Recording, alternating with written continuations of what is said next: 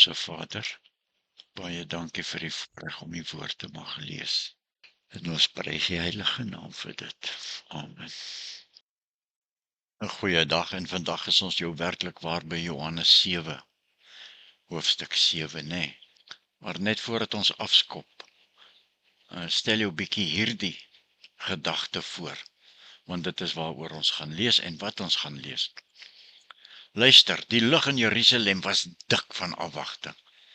Nie net die gewone gegons van 'n groot fees nie, maar iets baie dieper, amper elektries.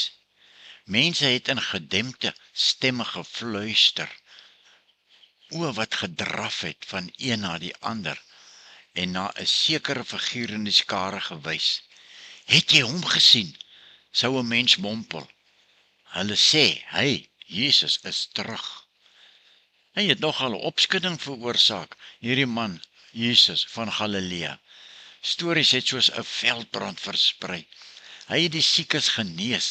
Hy het duisende met 'n paar brode gevoer en selfs dooies opgewek.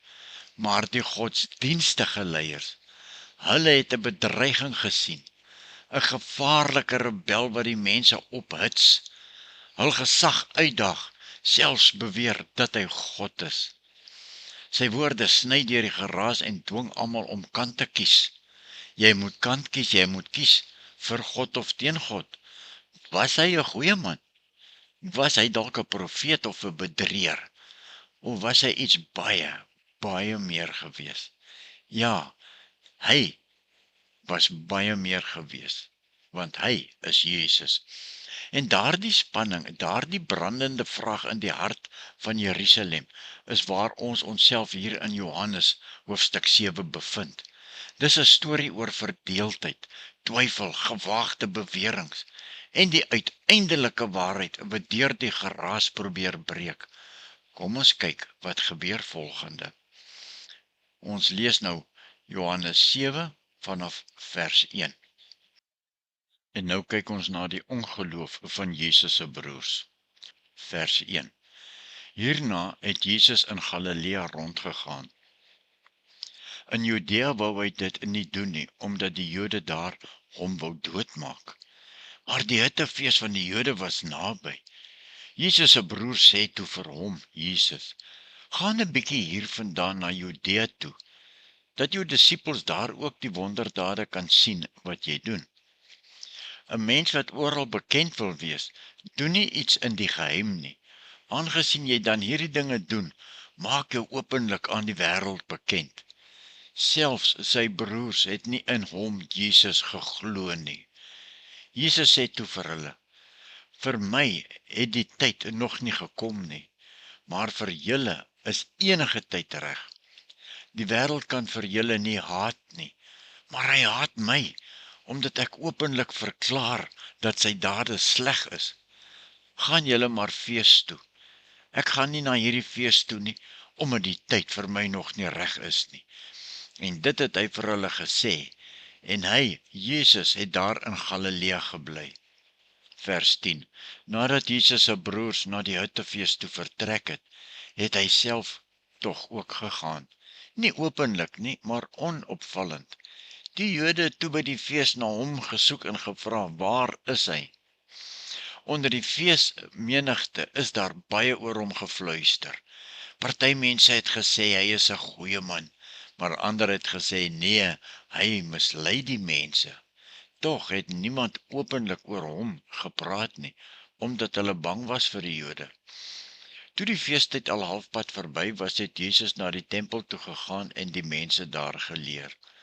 Die Jode was verbaas en het gesê, waar kom hy aan die geleerdheid? Hy het dan geen opleiding gehad nie. En Jesus het vir hulle gesê, wat ek die mense leer, kom nie van myself af nie, maar van hom wat my gestuur het. As iemand gewillig is om die wil van God te doen, sal hy weet of hierdie leer van God afkom en of ek uit my eie praat. Wie uit sy eie praat, soek sy eie eer, maar hy wat die eer soek van die een wat hom gestuur het, is geloofwaardig. En daar is niks oneerliks in hom nie. Het Moses nie die wet vir julle gegee nie?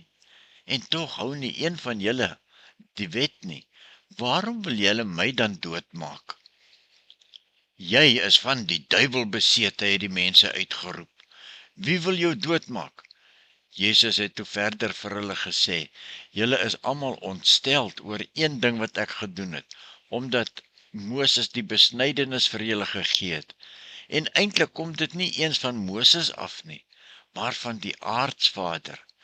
Besny julle ook op die Sabbatdag. As iemand op 'n Sabbatdag die besnydenis mag ontvang, om nie die wet van Moses te verbreek nie, waarom is julle dan vir my kwaad? Omdat ek op 'n Sabbatdag iemand se hele liggaam gesond gemaak het. Moenie op die oog af oordeel nie, oordeel regverdig.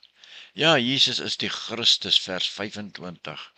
Intussen het party van die inwoners van Jerusalem gesê, is dit nie die man vir wie hulle wil doodmaak nie? En hier praat hy nou in die openbaar, en hulle sê niks teen hom nie. Het die lede van die Joodse raad miskien werklik tot die oortuiging gekom dat hy Christus is? Ons weet tog waar hierdie man vandaan kom, maar wanneer die Christus kom, sal niemand weet waar hy vandaan kom nie. Terwyl Jesus die mense in die tempel leer, het hy uitgeroep, ja, julle ken my, en julle weet ook waar ek vandaan kom, en tog het ek nie uit my eie gekom nie, maar dit is die ware God wat my gestuur het, en vir hom ken julle nie. Ek ken hom, omdat ek van hom afkom, en hy my gestuur het. Hulle wou hom toe gevange neem, en tog het niemand dit gedoen nie, omdat sy tyd nog nie gekom het nie. Maar baie van die mense het tot geloof in hom gekom en gesê, wanneer die Christus kom, sal hy tog seker nie meer wondertekens doen, as wat hierdie man gedoen het nie. Vers 32, Jesus sê dat hy weggaan. Die Fariseërs het gehoor wat die mense oor hom fluister. En hulle en die priesterhoofde het wagte gestuur om hom gevange te neem. Jesus sê toe, nog net 'n kort tydjie is ek by julle, en dan gaan ek terug na hom, wat my gestuur het. Julle sal my soek en my nie kry nie, want waar ek dan is, kan julle nie kom nie. Toe sê die Jode vir mekaar, waarheen sou hy van plan wees om te gaan, dat ons hom nie sal kry nie? Hy is tog nie van plan om na die Grieks sprekende Jode in die buiteland te gaan en die Grieke daar te leer nie. Wat bedoel hy met die woorde, julle sal my soek en my nie kry nie, want waar ek dan is, kan julle nie kom nie. Ja, stromende lewende water in vers 37. Op die laaste dag, die groot dag van die Uitefees, het Jesus daar gestaan en uitgeroep, as iemand dors het, laat hy na my toe kom en drink. Met die een wat in my glo, is dit soos die skrif sê, strome lewende water sal uit sy binneste vloei. Hiermee het hy na die Gees verwys, want die mense wat tot geloof in hom kom, sou die Gees ontvang. Die Gees was nog nie uitgestort nie, omdat Jesus toe nog nie verheerlik was nie. En dan sien ons 'n groot meningsverskil oor Jesus in vers 40. Party van die mense wat hierdie woorde gehoor het gesê, hy is werklik die profeet. En party het gesê, hy is die Christus. Maar party het gesê, die Christus kom tog nie uit Galilea nie. Die skrif sê mos die Christus kom uit die nageslag van Dawid en uit Bethlehem, die dorp waar Dawid was. Daar het toe verdeeldheid oor hom onder die mense gekom. Party van hulle wou hom gevange neem, maar niemand het dit gedoen nie. En dan kyk ons na die ongeloof van die Joodse leiers. Daarna het die wagte na die priesterhoofde en die Fariseërs toe teruggegaan. En die het vir hulle gevra, waarom het julle hom nie gebring nie? Die wagte het geantwoord, nog nooit het iemand gepraat soos hierdie man nie. Die Fariseërs sê toe vir hulle, is julle tog nie ook mislei nie? Het een van die lede van die Joodse raad miskien in hom geglo? Of een van die Fariseërs? Nee, dit is net hierdie vervloekte klomp mense wat nie ons wet ken nie.